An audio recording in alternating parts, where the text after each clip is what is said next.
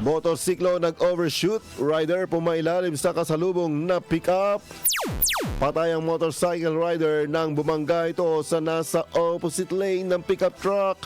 Nangyari ang insidente ng alas 12 Gs ng hapon itong Lunes sa Marilaki Highway, Barangay Pau, Santa Maria, Laguna.